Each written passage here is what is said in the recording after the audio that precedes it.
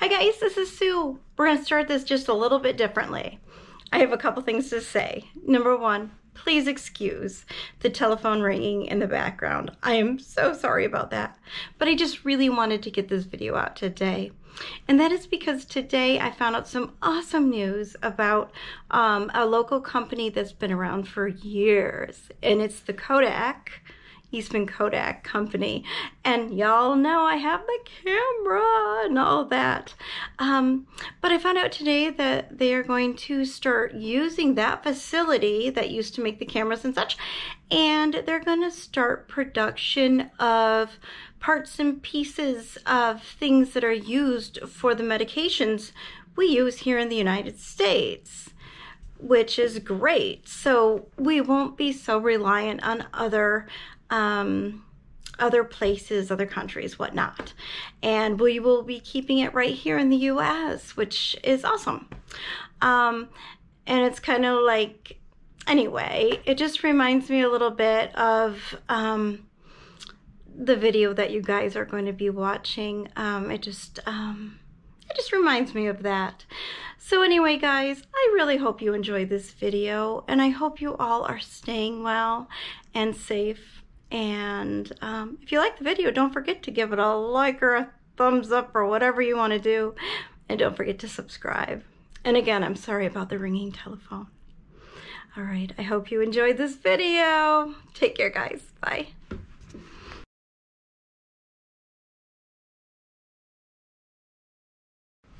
Okay, everybody, hello and welcome back to Lopsided Learning. Thank you so much for joining me today. Please don't forget to hit the like button if you like this video, and please don't forget to subscribe because I wouldn't want you to miss any of the cool stuff we get going on soon.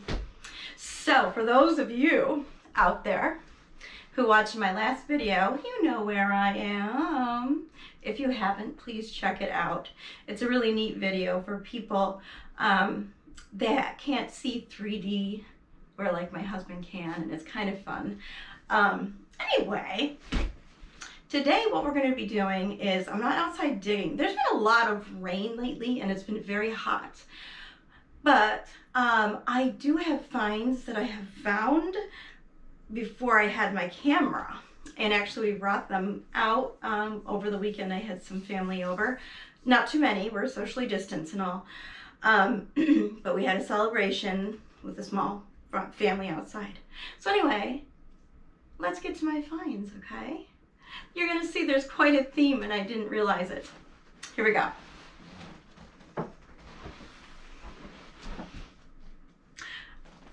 I don't even probably need to say what this is, do I? Probably not, probably not. So we found ourselves an Old Spice bottle. Everybody knows Old Spice, right? And that's cool. And I want to just tell you though, the history behind this stuff is amazing. Absolutely amazing. Plus, when I went to smell it, you can still smell it. It doesn't smell. Do you know, I don't know if you remember, but I do remember. My dad would sometimes wear this, okay? He wasn't that old, but he would wear it and it was a lot spicier and a lot more whatever. This is a much calmer smell, but maybe it's just because it was hanging around for a while. I don't know. But anyway, guys, the history behind this Old Spice, it's a really good story. Old Spice was invented and started production in 1938. Now 1938 is it's 1 year before World War II broke out. The US wasn't involved yet, but still 1 year before. Okay, it became an instant hit with the United States sailors and our, just our entire military force and things like that. And the person who came up with this stuff was a great person. So how did he decide to do this? Well, William Lightfoot Schultz was his name. and he was inspired by his mom had some sort of rose smelling cream or something, and he was inspired by it, and he wanted to come up with something else that smelled good. You know how sometimes smells can bring good memories or whatever? For him it was that, and then he wanted to try to do the same thing. So he became engrossed in figuring that out and started to invent his own scents. So his first invention was a lady's perfume, but unfortunately that didn't go over so well. Didn't go over so well. So his first one was a bomb, right? But guess what his second one was? You guessed it. And all he did was give it the most simple name in the world. Old Spice, right? So we're 1 year away from being, from World War II starting across the world. There's a ship on it, and it's really, it became a mainstay. And I think a lot of us know that, and that's why we all know about Old Spice, right? And a lot of times we kind of think of Old Spice as what our grandpa wore and blah, blah, blah, well, which makes sense because, you know, my grandparents, both my grandparents were in World War II. I'm sorry about that. And, but a lot of the service personnel wore this. And they went all over the world. So pretty soon Old Spice became a global thing where everybody loved Old Spice, okay? Now, the war, what happened was Mr. Schultz had his factory changed. So when everything was going on with World War II and they needed factories and things, Mr. Schultz changed up his entire factory that made the Old Spice, and he turned it into a factory that would be able to produce things for our United States military, which I thought was great. I think that's wonderful. And of course, America was grateful, and many places, a lot of places did that. And I think we're all grateful for that. But anyway, so after the war, everybody had to have Old Spice. And not only did I find this one Old Spice, but I found another one too, but there's no markings on it. They are a little weird, and I couldn't figure out why, because one has like these two holes on the bottom, and it says, and this is the one that actually has the picture, and the boat is actually more of a black or brownie color. So I did research and was a little confused with this. So I'm not quite sure when each came out, but they must be different times, because this one has two hole like embedded in the bottom. It says Old Spice, but above the OL there's a dot above O and a dot above L. And then on the underneath here where it says Rec US Pat Off, you know, like office, there is a dot underneath the F. And then it's got these two holes. This one's not like that one. I don't know what that means, guys. I did research, but I didn't want to spend forever on it. But this one just has one hole, and it doesn't have any of those fancy little dots on the bottom.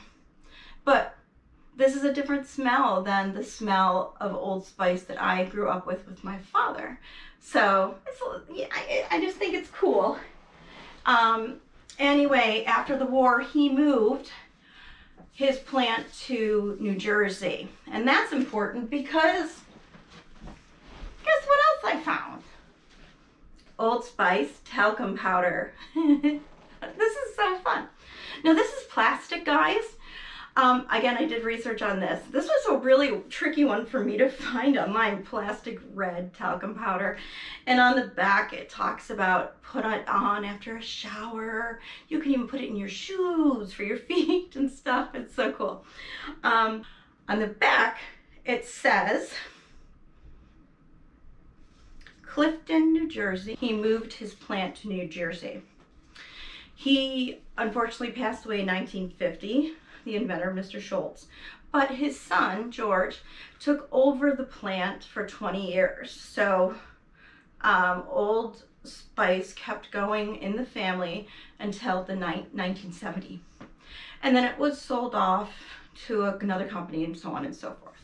But anyway, there's still powder in here. Now listen up, guys. If you go out digging and, you know, I just smelled that stuff and did all that. Listen, I'm super careful. I haven't opened this one up because I can tell there's like stuff in it, but I'll go outside and wear a mask or something because you never know. You never know. So let's just be safe side with that. Okay, so we got our Old Spice aftershave cologne stuff, our body powder, and it was a huge success with the World War II soldiers, veterans, and everyone going through the war in general. Okay, let's move on to the next thing, okay? Listerine. This story is so cool to me because it's actually like a person that invents something that tries to make sure they give credit to where credit is due. We've seen a couple of my videos where you've seen kind of some shady deals go down before, and it's not very cool. But Listerine has an interesting history. Let's talk about who invented this. This was invented by a man named Dr. Joseph Lawrence. You gotta be wondering, where did he come up with the name Listerine, right? Well, the reason he came up with the name Listerine was he wanted to give credit to the person, in this case, it's Dr. Lister, who was a doctor and surgeon who really realized the importance of disinfectants and things like that. In fact, Dr. Lister was the first one to perform a surgery, okay, in a sterile room. They cleaned the whole room out, disinfected it. So he was the first man to perform a surgery in a contained room that was sterile of any bad things, okay? And his name was Dr. Lister, and he figured out that you need to sterilize everything. And my gosh, the people that underwent surgery, there were so many more people that survived. It was unbelievable. Listerine came out in 1876, and they called it Listerine because of Dr. Lister. The reason it says Lambert Pharmaceutical Companies here is because they sold off their company in 1879 to Lambert Pharmaceutical Company, okay? And then, you know, there's like a whole, like if you look up, there's a timeline all about Listerine and all the great things it does and some of the neat products they came out with later and even now. So Listerine has been around for a long, long time, guys. And I just think, even though it's not that old of a bottle, it has a great, fascinating history, and I especially like the fact that credit was given to others. I think that's good, and that makes me want to buy more Listerine. Okay, guys, let's get to the next thing. Okay, you definitely see a theme here, right? This I think I caught on the video, but I don't know. I forgot to bring it back if I did, and I found it later. So this is Colgate, guys. It's an old Colgate toothpaste. Let me tell you what it says. It says Colgate, this is so weird, dental cream with garble. Let me see, I'll try to bring that into the camera a little bit and see if you guys can see it. Oh, the Colgate. Okay, it's a little dirty, but yeah, it's just weird. It's, yeah. And then there's writing on the back. Now, the writing on the back actually really helped me out. I'll tell you why. I'm gonna have to go to my notes though. Okay, so right away on my toothpaste used bottle thingy, right away I know it's 3.5 ounces because it says it on it, okay? I also know that Colgate is the Palmolive Colgate company. I think they still are today. So Do you know, this is a fun thing. So, dental cream. Okay, it's gonna get weird. So, Colgate was the first toothpaste manufacturer, okay, to come out with their toothpaste in a squeezable tube like this, okay, just like this. They were able to produce and show these squeezable Colgate, I don't know what you want to call them, containers. They're just the toothpaste holder, okay? So they were the first one to invent this. And they invented it, and it was first produced and shown in New York City.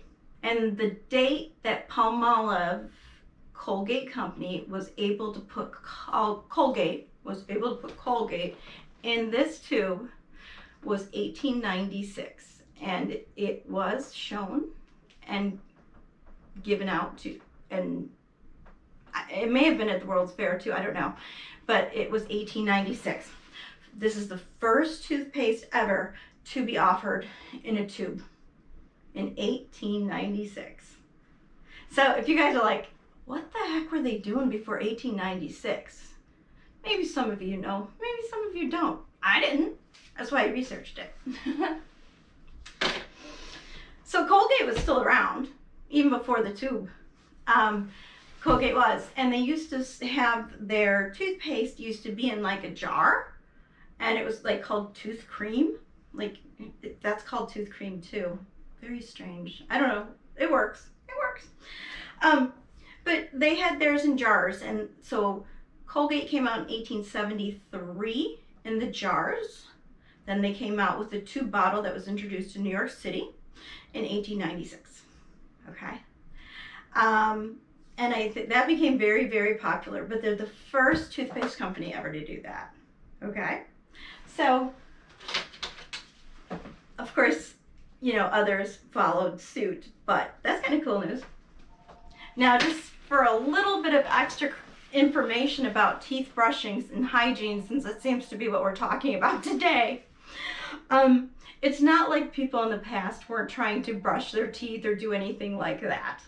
In fact, historians and scientists feel that people in ancient Egypt were doing it as well. I'm not sure what all they used. The Roman and the Greek empires and folks then also brushed their teeth, but they were a little bit more rough. They used, it's kind of gross, I'm sorry. They used like ground bone and ground shells to brush their teeth. Ew. Anyway, but I'm sorry I had to tell you that. I am. I'm not gonna, there's some grosser ones, but I won't go there because that's just too gross. But anyway, but yeah, people have been brushing their teeth for a long time, just with different things and stuff like that. So, golly Moses, this is the weird video. So we've gone over Old Spice. We've gone over the Old Spice powder. We have gone over Colgate, and we've gone over Listerine. I mean, we've really covered a lot of hygiene stuff here in this video. It's just weird how it all came together. Anyway, guys, I hope you like the history behind it, because I think it's pretty cool. I think it's really cool, actually, to go back in history, because when you find things, you go back in history and you learn. Anyway, I hope to see you guys next time. I have some more new types of videos coming up. I'm a little bit more freed up now that this project is done. And yeah, I hope you all are staying well and healthy, and I hope to talk to you real soon. Take care, guys. Bye-bye.